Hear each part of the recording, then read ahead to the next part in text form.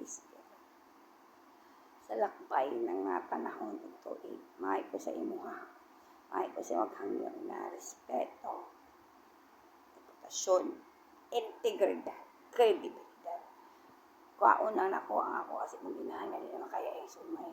Sophie, as attorney ka sa dangal nga mulaban sa ustisya sa tama, labi na tugog pamilya ikaw masali makasarili makaya imong inahan. Waa ang timbangan, Sophie, patimbang sa mga hindi pasubo niya. Wala yung tiil si alam sa yuta. Pili na ko ako ang ano, iyang gigunitan, gibutan siyang pangalan, iyang ipatuyok-tuyok. Di ba kabalo maitog yung mama? Di ba siya mauwaw nga patuon niya ang tao nga na siya'y pagpahalaga sa mua? Pagtulog sa kamot sa palad, pagtalikod doon, dahil ako sa mama sa una, wala akong pong matong migawas ang iyang death. Kaya siyang detret. Tumbahunon imong mama. Buakunon ang ulo sa inahang linya. O siyang kagago kadaghan. Pero sa ako napahid.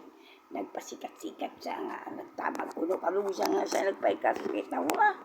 Kalong siya gigupon. Ingon siya nga nanay ko sila. Tawura. Gibaliktad niya ang storya. I-endorse niya akong gibitan kay Tawura.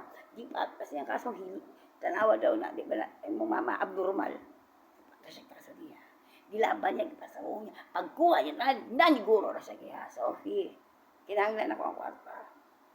Ayaw pa abot na Sophie sa birthday na ko. Pizza dos, kailangan na sulapat. Kapoy kay mo istorya. Purya gaba lang. Attorney Sofia Grace, Roque Guerra. Ato banga ko ninyo. O tanawang naong siya mong inahan sa sobra kapapangin. Di na kaya nga, kaya na kulitan baga sa naong ay iya. Walang niya ko nang ibunod sa kay Patyo nun sa di ka mo gusto maulawan. Di ka mo gusto kami mawaltan. Di pa min ako ang tama ka na iyang pagawas tama. Pag abot sa likod ang ako ade, iyang igulitan wala gihatag. Di ka sinugdanan gilaban si mong mama ang ako akan mga igo. Pag abot nga pa wala siya gihatag. Di pa siya sharing niya sa mga igsoon. Mga pagmangkot. Tang ina kinabuhi.